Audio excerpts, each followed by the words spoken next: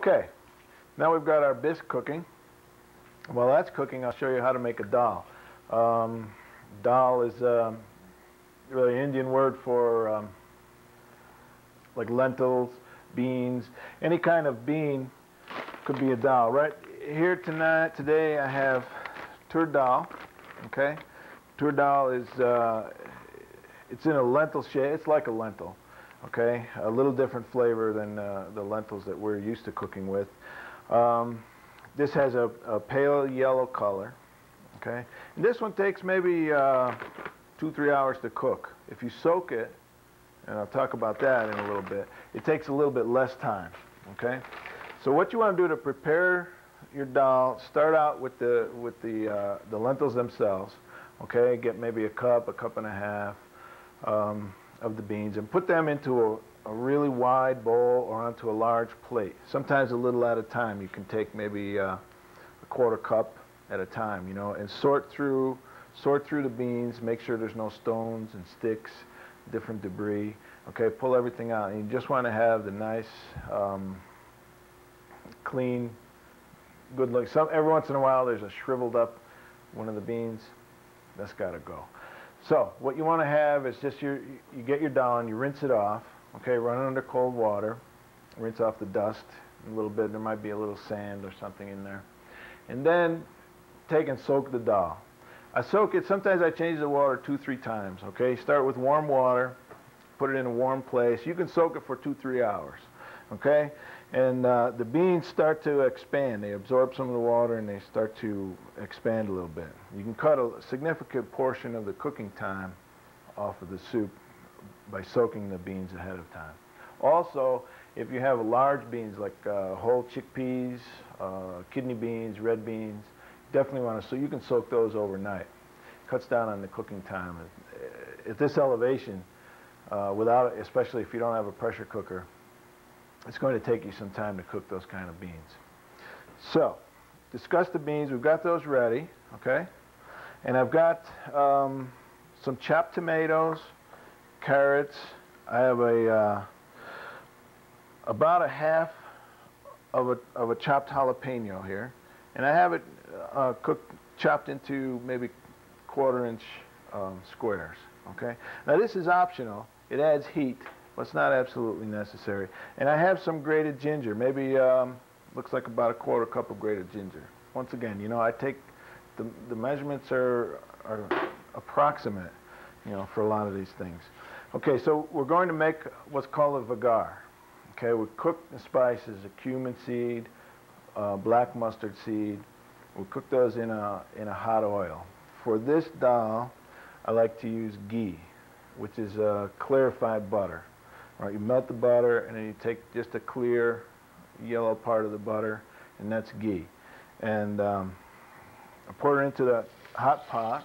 Okay, a little bit. Once that's hot, okay, then I take whole cumin seeds and black mustard seed. Okay, looks like I got about a 1.5 teaspoons of cumin. Pour that in, and that will start to get, it'll start to pop. You can hear it when I put the mustard seeds in, especially. A couple of teaspoons of mustard. Okay, mix those up, and those will start. The cumin seed will start to turn a reddish brown color, and the mustard seeds will begin to pop. Oh, like similar to how popcorn pops.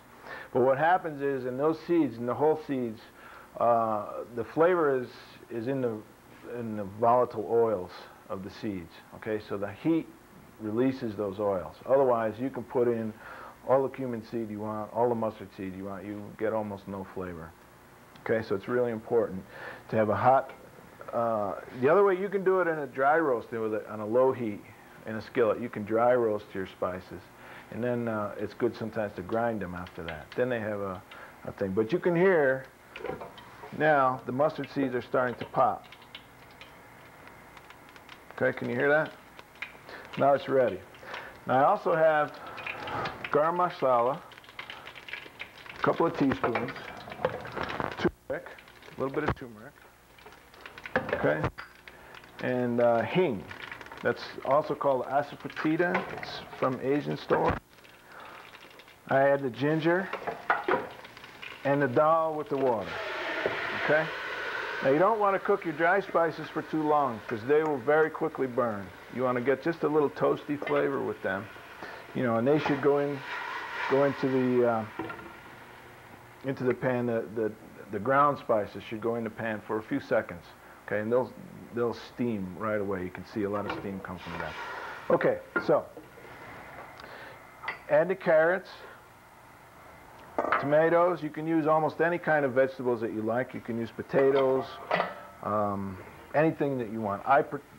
With this dal, because of the color of the dal itself, the tomatoes and the carrots, it matches. It makes a nice looking soup, so that's why I use those.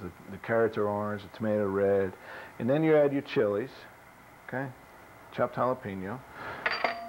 You can use those or delete those. It's okay either way.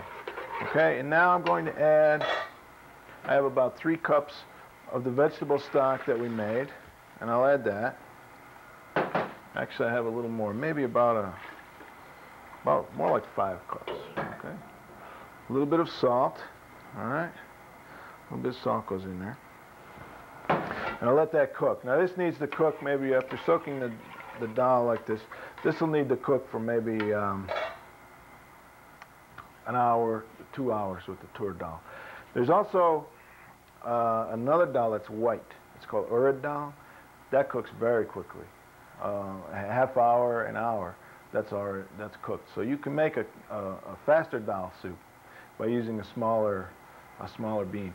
So basically, this soup is ready now. It needs to cook a little bit, and then I'll add this cilantro once it's cooked. Okay, the cilantro, if I added it now, the flavor would cook out. Cilantro flavor is very delicate, so you want to add that just before you serve it. And in the dals, there are other options. You can add some lemon juice. You could add a whole lemon, some lime, chopped up lime for a little bit of tartness. You could add some ground peanuts. Peanuts add a nice flavor to that. A little bit of sugar. I know some people like a little brown sugar in their dals. So this just needs to cook now, and then maybe another hour or so, this will be ready. Once the beans are tender, then you check it.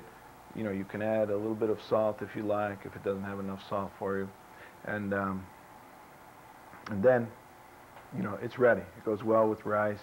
Goes well with a little yogurt, chutney, those kind of things. So this is a great accompaniment to,